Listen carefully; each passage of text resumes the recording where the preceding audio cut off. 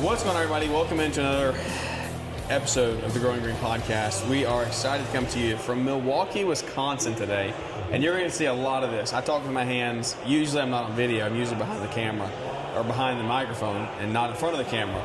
But I'm excited today. Milwaukee, Wisconsin, and I've never been here before. I'm here with my good buddy Matthew Hawk here. Matthew's Mowing. You probably know him from Instagram. You know him. You love him.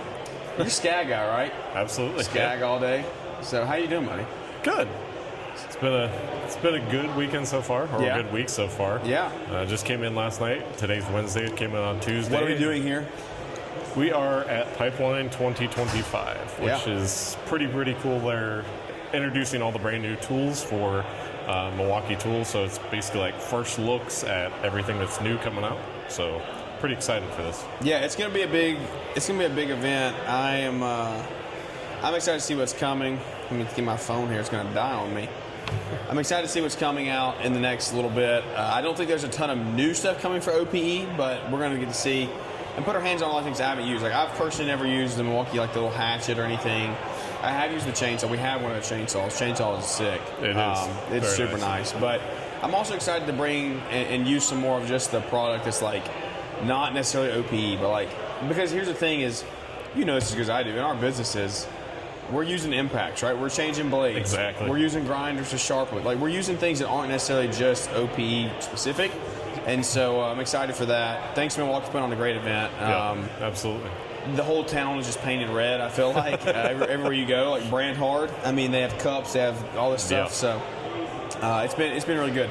Really nice hotel. Right out that window right there is the Milwaukee Bucks Arena, which is really cool. I told Matthew, said, I wish I can see Giannis walk by, but he has not made an appearance yet. So we're not that popular. Okay. Exactly. Yeah, he's not pulling up to our event, but it feels amazing. This weather. I won't have this until, and you either. Yeah. Like you either. I did not realize how similar Ohio weather is to us. Like, you don't get it as long. I don't think. Like, you don't get as hot of a summer for as length of a time. Right. But you get hot. Yeah. Like, and I think it was beginning of June. We were like 120, 130 heat indexes. Now, it wasn't as much humidity at that point, so it was tolerable. Yeah. But I don't care if people say dry heat or humid heat. It's still hot. It's hot. It's still an oven. Yeah, exactly. Like, yeah. So, like, I came from, I think it was like 90 to 95 degrees when I left the house, and, 6 hours due west and a little bit north, and it's 70, I think it got up to like 72 today, and it's supposed to be 75 tomorrow and sunshine. No, it was literally cold. I got here, I was like, I need pants. Like, I'm not used to this. I only packed one pair of pants thinking like, oh, I won't need those because it's going to be hot. It's like 75 is the high. I was like, this is perfect. I'm considering wearing pants tomorrow. I'm like, I don't know. I mean, if the sun's out, it'll feel good, but it was cloudy and windy today. It was kind of cold. But, weather, because we visited the Almonds a couple weeks ago. Okay. And we were up there hanging out. It was like 3 weeks ago, 3 or 4 weeks ago. I don't remember. But, dude, the amount of rain y'all had in 4 days. Yeah. It rained for 4 days straight. We were there and it rained the entire time we were there almost. Yeah. It was so humid. It was miserable. Yeah. We got, actually this year was one of the y'all had an insane amount of rain. Yeah. Like more, I guess, normal for us. Like last year we had for like 2 months straight, it was completely dry, like to the point where everything just turned brown. Yeah. And so that was really hard to deal with as, a lawn care business owner, because when everything dries up, you can't do anything. Yeah. But it was kind of nice this year, up until like within the past couple weeks. It's been like that nice rain every like 2 to 3 days. It's enough to keep it growing. Exactly. Yeah. And it was nice and green even when I left. So yeah, ours isn't as finicky. Our turf is not near as finicky as y'all's cool season stuff. Like, as long as we get a good shower once every 7 days, it keeps us going. Like, we're good. And so, which you've got a lot of Bermuda, right? Tons of Bermuda. Bermuda's like heat loving. Oh yeah, and it loves heat. As long as it's got a little bit of water, it's got to have a little bit of water. But if it gives a little bit of water, you're good. That's I'm like, folks don't understand. It's the opposite for us. Most people are like, we burn out in July and August. I'm like, that is peak growth season. Like, it doesn't grow harder than it does then. Exactly.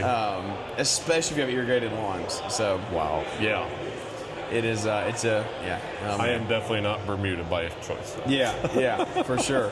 What are you Kentucky Blue? What do you have? Tall fescue? Yep, mostly Kentucky bluegrass, fescue, and weed mixture. So how far does like Kentucky Blue go up? Does it run all the way up to like Canada? Like, is that a thing? As far as I know, like even up into Alaska and stuff like that. Like really? Up into. So that is like the cool season grass. Basically, yeah. I mean, you have mostly everything is Kentucky bluegrass or fescue.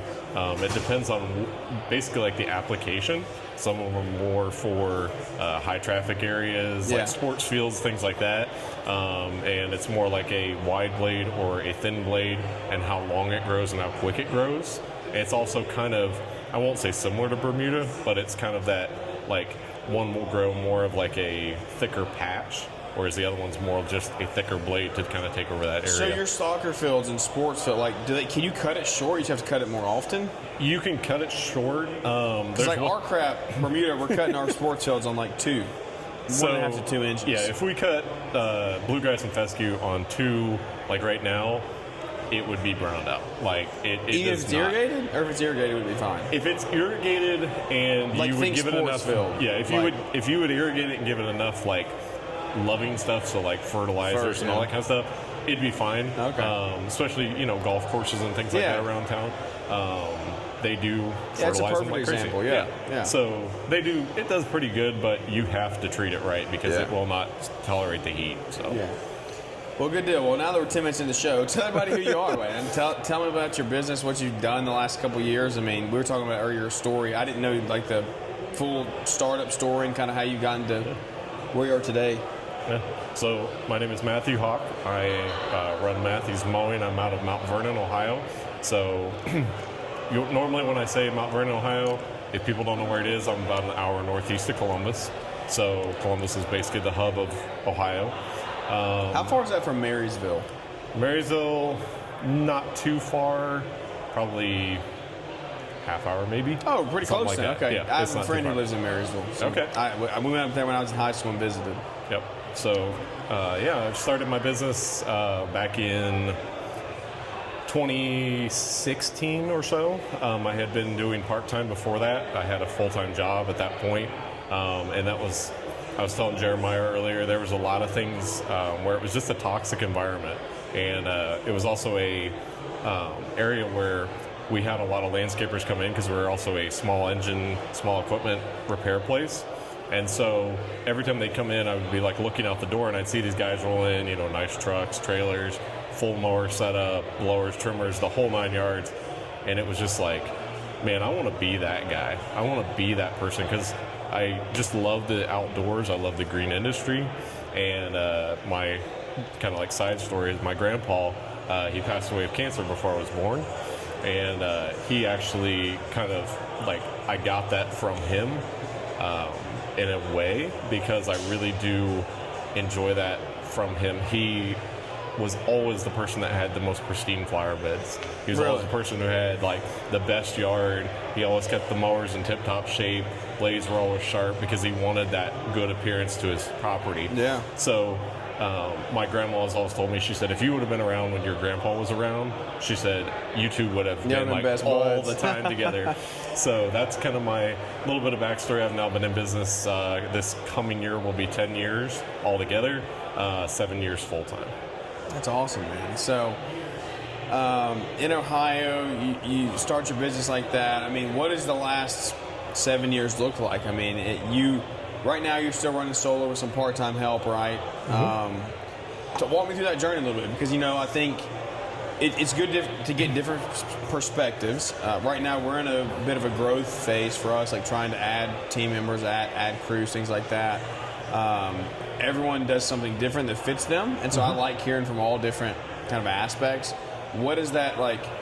Have you grown past solo a couple guys and come back down? What is your journey been like in that aspect? Yeah, as far as size wise. Sure, I have. I've grown up to. I had one guy and was going to hire a second guy. Yeah. When I first initially was going to start out, people were asking me okay, how do you want to? How big do you want to get in business? Yeah. What's your main goal? And I always said, I want to have 3 trucks. I want to have 2 mow crews and a landscape crew. Yeah. And that was always my goal. And then as I've learned more from guys in the green industry who have done this before, I'm one of those, I'm a hands-on learner. I didn't go to college. I didn't go for business or anything like that. And I'm one of those people that I would rather go to someone's shop and go work on their crew for like a day just to like sightsee things and observe how things are run. And what I noticed the most of was people said, when we got to that certain point where we were like, we're going to keep growing and growing and growing, it got worse and worse and worse. But they got to that point, and they said when they started like really narrowing their service area and narrowing the services that they did, less became more. Yeah. So they started, getting less customers, but the revenue was still there because the customers that they had wanted them to do more things. Yeah. And they had time for those things, and it became a better outcome, I guess you could say. And so that's kind of what I've tried to do. Even, Jeremiah, you told me, 4 employees? Yeah. So we had 6 or 7 peak this year. So you understand the headaches of, when you have employees, guys call off for the craziest things. I'm sick, I'm coughing, I've been up all night, whatever. And it's like, are they really truthful in that? Probably not, And so it's hard to find good help, and also guys who, treat the equipment with respect, treat your customers with respect, make sure that the property is done to what your standard would be also. Yeah. And I think, to me, that was one of my biggest things was like, I do have one guy part-time this year. He helps me out 1 day a week. He's off from his normal job. And that, to me, is good for me. Yeah. I tried to grow to that point, but it got to the point, even with just one guy and going to hire another guy, it got to the headache point. Like, I was like, guys calling off and all this kind of stuff. And I was like, maybe the less is more is something better. And so that's what I've kind of tried to do in my business. Yeah, it's an interesting topic. And I honestly, I want to kind of dive into this a little bit because I think you're the kind of dude that would have this conversation and like openly kind of go back and forth a little bit with it. Yeah. Because I haven't had this conversation with anyone since we've kind of transitioned into this phase in our business of let's add, let's grow, like let's take this on. Sure. Because that was the mentality that I had for a long time. And this, again, let me preface this, guys, but if you're listening, watching, whatever, you individually, like I don't mean what anyone's doing is right or wrong, right?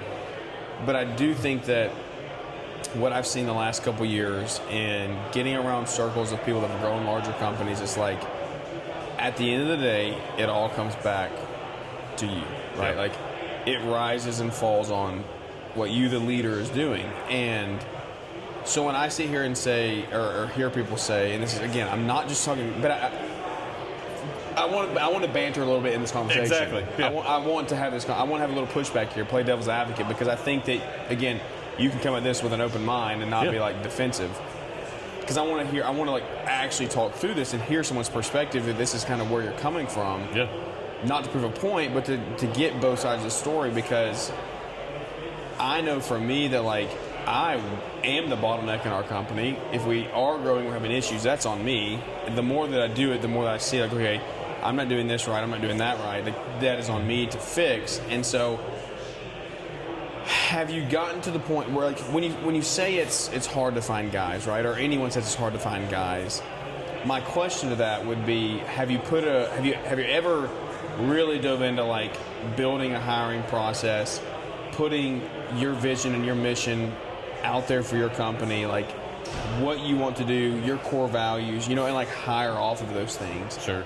Because that's where I feel like you're gonna have a call out, right? You're gonna have people call out. That happens. We had a guy out sick for the last 2 weeks almost, but it just happens, right? It's just life. But that guy's a pretty reliable dude. Like he does very good mowing, and it's a huge part of our maintenance department. But like the people that I hire now, they don't really make it through the process if they're not going to be that good fit, right? Exactly. But you do have to decide what you want for your company. Yeah. That's what it starts with. Exactly. And so like if you don't want that, then I get that. But the blanket statement that I do like kind of push back on is like when people say it's hard to find good people. Right. Because like that's not yes and no. Like like we were proved today at this Milwaukee event. Yeah. There were how many, 30 or 40 kids essentially out there, young people that are going to be tradesmen, right? Yeah. They're learning their skill. Like, they want to work. Yeah. There is a workforce out there that wants to work. It's just, are we doing the job as leaders and business owners to actually train them? Right. Right? How can we expect good from somebody who doesn't know what good looks like? Yeah. And that's one of the biggest things too, is like, you know, even though I go to events that, you know, like Milwaukee and stuff like that, you know, we're here for the tools and we're here for, you know, whatever that event all has to offer. But the other thing that I look into, especially as a business owner, is looking into how is their company culture. You know, Dude, so all I've looked at today. Exactly. I'm like, what do they provide? You know, and like I work with other companies too. You know, I'm a brand ambassador, if you want to call it that. And, you know, with these other companies, you know, they're saying, hey, you know, I've got a guy here, he works, you know, he's really good, he shows up for work, and he's been here for 35 years. And this guy over here's been here for 40 years, and this guy over here's been here for 25. Yeah. And I'm like, how do you keep these guys and they want to come and work? And like I tell people all the time, if you do a job that you want to do, and that's one of the biggest things. Like, I'm talking to some of these guys, you know, for Milwaukee and that work there, and one of their biggest things was they got put into a position that was what they wanted to do. Yeah. And I think that's kind of an interesting spot of like, you know, some people just say, I just need a job because I got to make money, because I got to support my kids and my family, whatever. But it's not really their passion. Now, you can train a guy to do, you know, job A, B, and C. But I really think, like, does that guy actually want to do lawn care? Does that guy actually want to do this? Because, I mean, let's face it. We all know we can walk into McDonald's, Wendy's, whatever. The people in there don't want to be at that job. Yeah. But also, if you look at it, we were talking about earlier, company culture. What does the culture look like? And I think that's, like we were talking about, the first step is you have to have a good culture. Because and that culture starts with you as one person, right? If you're a solo guy right now watching or listening, that culture starts with you. Yeah. Like, I mean, you have to embody that. Yeah. If you always come into work and you have a bad attitude, who's going to have a bad attitude? All the employees around you. I mean, it's kind of that, like, it sheds off on everybody else, you know, and it's like, I always call it the dog hair effect. You know, if you bump up against somebody who has dog hair, you're going to get dog hair on you. It's kind of the same process. That's good. I've never heard that analogy. Yeah, that's pretty good. It's kind of the same process. It's like, okay, so if you know, have a bad attitude, if you're grumbling about something, if you're upset about something, that's going to rub off on everybody else.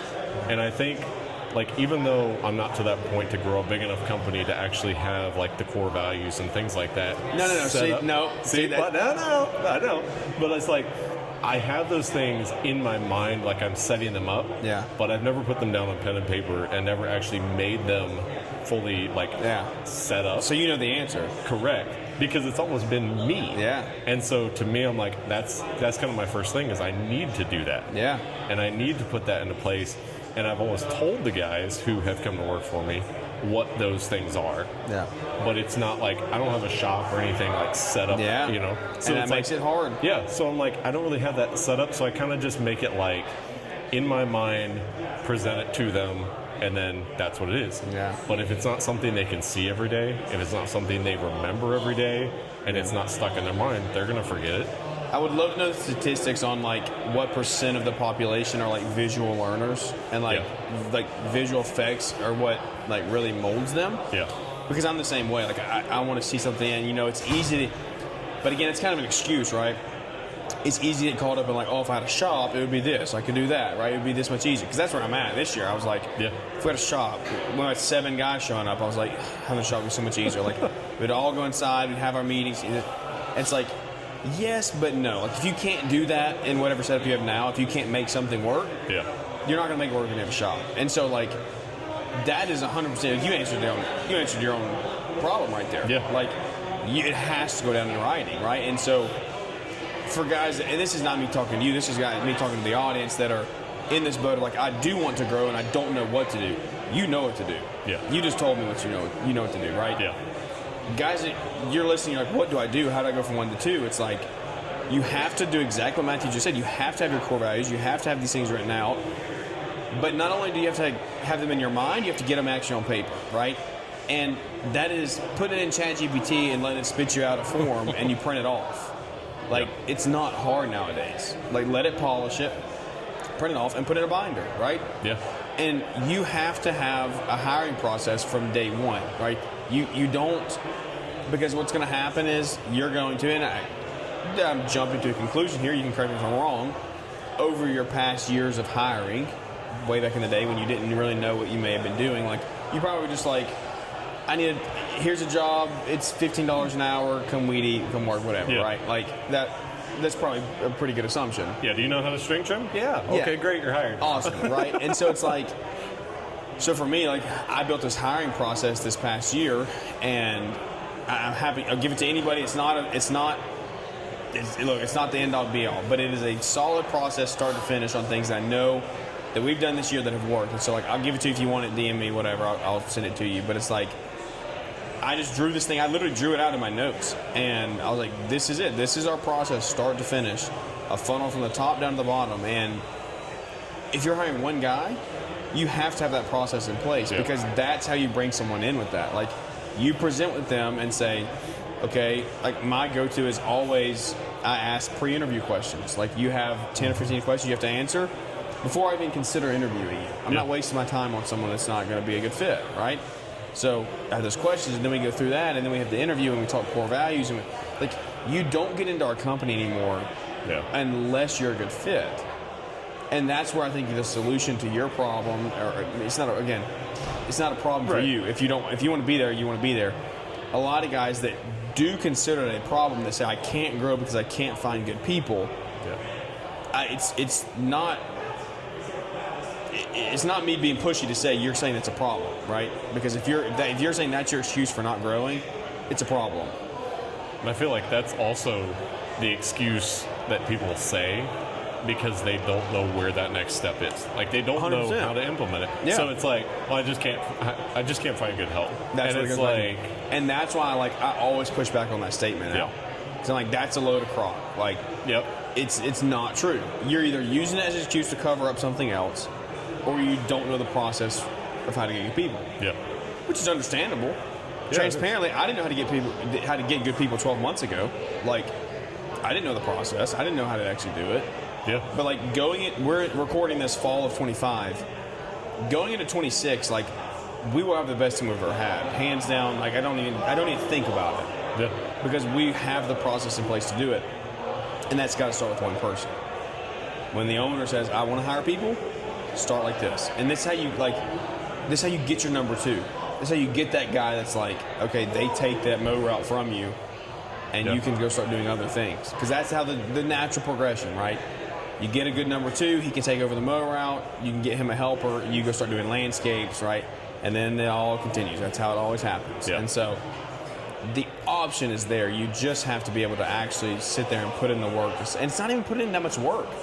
It's just taking a discipline to say, these are our core values, we got to stick to them. Yeah. And I think a lot of times too, like I mentioned before, people just don't know what that next step is. Like, okay, how do I implement that? Like, can I just stick it into Google? Yeah. Like, half the time, yes, you can find that information. Yep. But like, for me, like I mentioned, I'm a visual learner.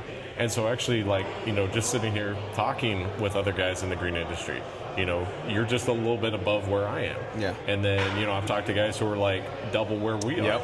And it's like, not just only can you talk to the people who are like around you in the same age group or the same, business mindset, talk to some of these guys. I always tell people, no matter what, somebody told me one time, find yourself a business mentor. Oh, it does not have to be anybody in your specific industry. No. Find yourself a business mentor that you can trust, that will show you all these things and will help you out in business. Yeah. And you're, heads and tails above everybody else at that point. Yeah, you should never be the smartest person in the room, under any circumstances. Right? Yep. Like, I never want to be in a room that I'm the smartest person in. Yeah. That's a lot of pressure. If that's it, I got to find a new room, right? Like literally, if I'm speaking for some event or whatever, like, there should be someone in there that's smarter than me, right? Because I'm not a know-it-all. I don't know everything, right? Now, there are some things that I've figured out up to this point, but I'm still learning a lot of things that I've done wrong, like a lot of things. And so it's It's one of those things. So what does growth look like? So now that we've unpacked that a little bit, like you're 7 years in full time. Yeah. And there's no right or wrong answer to this. I just truly want to know, like, what does the next 5 years look like for you? Like, you know your answers. So like, what does it look like? Yeah. And I mean, mine might be kind of like odd from everybody else's, and it sounds, every time I say it, it's received one of two ways. But for me, I'm one of those people, I like to work. Yeah. Now it sounds crazy, like, because people are like, well, if you're going to grow a business, you got to step out of the business, and it's like, I'm not at that point yet, but I'm also one of those people, I like to work. Yeah. So for this point in time in my life, I am a solo owner operator, and doing everything isn't so bad, and I feel like I'm kind of in a less is more stage. Yeah. So, if I told you basics of like how many people I service every single week, what I do on a weekly basis, it would not look anywhere near like what a bigger company would look like. But I scaled myself back after realizing, like I mentioned earlier, that bigger wasn't always better. And I've scaled myself back to that point where now I'm making the same revenue that I did before with less headaches, less people, but I'm more of a do more on each person's property than do more properties. So I think what that gives you is a place to scale from when you're ready now, right? Because so a mistake that we made, and I've been open about it on the show, is like we tried to grow a second maintenance crew before this first route was like profitable enough to do it. We were very schedule heavy. We were way work too thin. We had to have second crew, right? Because we had so many yards to do, but our revenue was not matching that. And so that's a big mistake that we made, and we're dealing with the after effects of now, of like that was just. It's what you learn in business, right? Like I don't have a business degree, you're just part of life, and so you're going to trip and fall flat on your face a couple times, and you're going to go, all right, we're not going to do that again. Exactly. So what you have done is like you have eliminated some quote unquote headaches and things like that, but what you've done is you've given yourself like a good platform to say, okay, now when I am ready to grow, like I'm making good profit on these lawns. Every yard we bring on has to be this way, like that, and that's what I would say to anyone that's out there trying to grow is like, if you can get to that ground zero like you're at now, don't stray from it. Like this is where we stand. This is what we do. If you want to be our client, we do these things, and that's it. Yep. And I think one of the big things for me was, like you said, I'm at that stage where I'm like, okay, I'm good. Like, I can build off of that. I'm on step one right now. And even though it's later on in business, step one isn't like, okay, I'm just starting out. It's like step one, and then I can put step two on, step three, if I want to grow to those points. But figuring things out in step one before you build step 2 and 3, because otherwise your stairs are going to fall. You're going to build step 2 and 3 and then go back to 1 or minus 1. Yep. Yeah. And that's like we said, that's business. You're going to fall flat on your face 2, 3, 10, 100 times. Yeah. But each time you do that, you figure out why you did that, and now all of a sudden, 7 years in business, I didn't figure that out overnight. Yeah. It took some rough times. Yeah, it does not happen overnight. That's 100% true. That is no question about that. Like, you are not going to figure it out at once. It's going to be a learning game. You're going to lose money along the way. You're going to mess up. And when you do, you just get back up and keep on going. Yep. Like, you literally just don't give up. And I was watching a David Goggins thing today, and somebody asked a question of like, what do you do when you're in the middle of failing, right? You're in the dead middle of failing. How do you keep going? And he's like, he just tells himself, just what if? Like, continuously, what if? And it made me stop and think, like, he's right. Like, what if we build that company that we employ 100 people, and 100 people buy homes and grow families? Yeah. And what if we have so much revenue that we can give to whatever charity we want to, right? And like, fund salaries for ministers and things like that. Like, what if that was us? Yeah. And so when we are in the suck, and it's like, I could just hang this up and go get a job, right? Like, you just ask yourself, what if? What if you do this? What if you continue this? And so I don't know, it put an interesting perspective on things for sure. Yeah, and I feel like in business too, there are the guys who are like, when they say the what if, they're like, they want to jump headfirst into something major, and they're going to do it. Other guys, I'm one of them, is more like, I want to jump into that, but I want to figure out everything about that I possibly can, and then say, all right, I'm going to start tiptoeing and walk into that. Yeah, and I think you have to find a balance there of like, if you want to scale, you can't tiptoe into everything. Like, you're going to have to take risks that are, and the more you grow, the faster you're going to see. You have to make a decision like this, like really quick. Yeah. Because there's going to be decisions and opportunities come across your plate that are like, it's now or never. Like, take it or leave it. Mm-hmm. And you're going to take some, and it's going to be good. And you're going to take some, and it's going to suck. But like, you have to be able to make that decision quick. Some of the best leaders that I know can flip a switch and make a decision like that. Yeah. And so, but you can't be all that way either. You have to have data. You have to be able to back those things. Yeah. And so I think that I have done that. I am transparently one of those, like, just make a decision and go type guys, and I'll do that without the data that I need. And so it will come back to bite you. Like, we're opposites. Yeah. And so, like, there's got to be a little bit of a middle ground, I think, that, like, I need more data to slow down a little bit on the trigger. Because I'm just like, hey, we'll figure it out. Like, let's go. Yeah. Opportunity, take it, let's run. And so it was funny because I was talking to Jordan today. He works with Milwaukee Tool, and he's in through like some of the OPE stuff. He's doing string trimmers and some of the snowblower battery, blowers and stuff like that. And I mentioned to him, I said, it's kind of cool. Like, he said, what are your impressions of Milwaukee, like, as a company? And I said, it's really cool that everybody seems like kind of like a family, but it also seems like everybody's kind of here. Yeah. Nobody's like way up here and then it kind of stair steps down.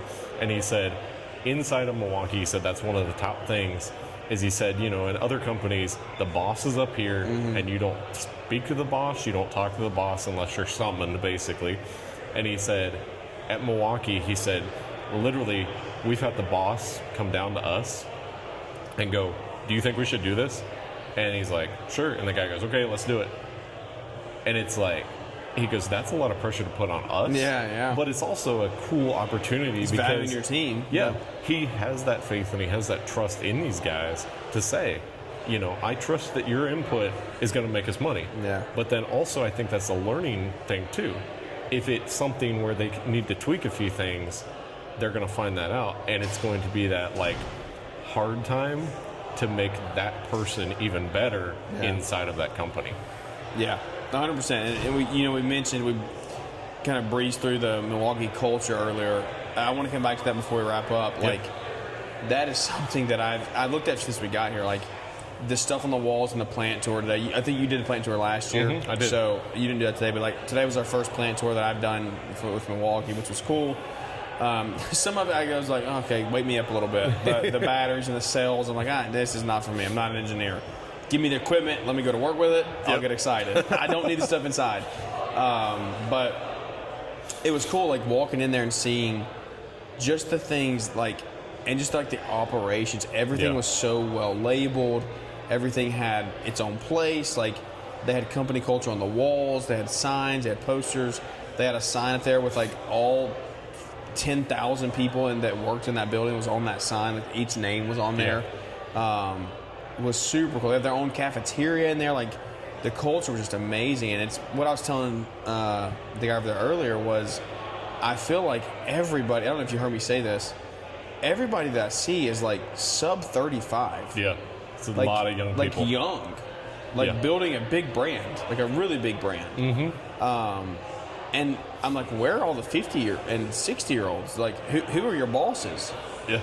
But I mean, it's like, I think it's peer led. Like, they're growing together. Yeah. And there's not a top-down approach. Like, the org chart is like, they all report to each other. Like, they have their direct reports, but it's like, they work hand in hand. Yeah. And we see that here. Like, we see that from our contacts here and like managers at high levels all the way down to like entry-level salespeople. Yeah. Are all working the same field. Yeah. I mean, it almost looks like, and this is like the analogy everybody uses, but like a beehive or an ant, like an anthill. And it's kind of funny because, like I said, that's the analogy everybody uses. Yeah. But it's cool because you do look at it, and like I remember last year when I went on the tour. I don't know if it was the same way for you this year, but there were still people working. They were finishing up their day, and it almost looked like just normal. Like there was no disorganization. There was no odd things. It was another day in the office. It was a couple guys walking down the hallway talking about what they were doing. And over here, the computers were still lit up with, like, you know, the dimensions of this tool that they were producing and the blueprints and all this kind of stuff. And it was just like, it just looked like, I can only imagine, when, what they say, there's 1,100 employees that were there tonight? Yeah, in that one building. I can only imagine 1,100 people in one building that honestly wasn't huge. Yeah. I mean, it's like a straight structure. 1,100 people inside that building working simultaneously. Yeah, the amount of things they're pushing forward. Yeah, and there's no problems that go on. It's just, it runs smoothly, and everybody just keeps doing their job, and it rolls out. Yeah, and here's, like, the problems that do happen, they work themselves out because they have a good team around them. Exactly. Right? Like, crap's going to happen, things are going to happen, but it's like how you work through those problems. And so the leadership that I've seen and been around has been something to really be, like, amazed with. It's been very cool. Yeah, especially when you take, like, us, we're both business owners, you know, taking that back and learning, even though, like I said, we're here for the tools, we're also here because we're business owners. We see business stuff. That's what I look at. And we're like, whoa, this is crazy. Like, I'm going to start implementing that because I want to see my company do that. The entire time walking around today, I was just looking at, like, labels on the floor, where this goes, how things are organized. Like, they had their eye wash station on the wall, their first aid kit. I'm like, these are the things that I want. Like, this is where we go when we build a shop. This is how I'm doing things. And so, and of course, it's all red. It's like, just there's something in your brain just triggers when you see all the red. It's like, wow, this looks so good. Pack outs everywhere, storage systems everywhere. Oh yeah. You drive by and, like, all the windows. Everybody has pack outs in the window. I saw that leaving on the bus. Really, really cool. Which, I mean, honestly, wouldn't you love I would flex on it too. Yeah. Decked out in your office. Yeah, I mean, they would pack out coolers, like there's stuff everywhere. So. Awesome stuff, man. Well, is there anything we missed? Like, I think it's really productive, like, really fun conversation. I don't think so. I mean, like we said, it's kind of like, it's a good, you brought points to me that kind of, like, open up my eyes a little bit too. Yeah. And then, you know, just for the viewers also and us to get that company culture. Yeah. You know, and I mean, like we said, seeing this 1,100 people. Yeah. And they all work simultaneously. They all work in unison, and everybody's all here. And everybody works for each other. I'll leave it with this. The reason that works is because they have the same mission and vision in mind. That's exactly right. The leadership shares the vision. The team implements through the mission. And, like, when that happens on all fronts, things are going to roll. It's not that hard. Exactly. Things are going to move forward. 100%. So, all right, guys, from Milwaukee, Wisconsin, we're signing off. I'm sitting here looking at the Fiserv Forum. Yeah. Milwaukee Bucks Arena. Very cool spot downtown. Where can we follow you, man? I'm on Instagram. I'm on Instagram, TikTok, and YouTube, all at Matthews Mowing. So. Go watch him mow some orange mowers or something. I'm a green guy, but, you know, we won't get it. It's cat's eye gold. Don't get it wrong. Oh, here we go. It's time to sign off, guys. All right. Matt, thank you, buddy. Absolutely. Appreciate you sitting down and chatting for a little bit. Guys, thank you for watching. If you're listening, thank you for supporting us. Leave us a big 5-star rating and review. I hope the audio turned out all right. I don't know. First time recording with these mics like this out in a big open environment, so we will see. If you're watching on YouTube, give us a big thumbs up and a subscribe there to the channel. Thank you for tuning in. Without any further ado, that's listen up, guys. Oh, wow. Well, I mean, on the way out like that, there's no way that didn't just mess up all the mics. Without any further ado, I'm going to wrap this one up and look forward to catching up with everybody here on the next one. Thanks for tuning in to the Growing Green podcast. It is an honor to have you listening, and we hope you receive valuable advice to help take your business to the next level. Don't forget to follow the podcast so you'll be notified when our next episode drops.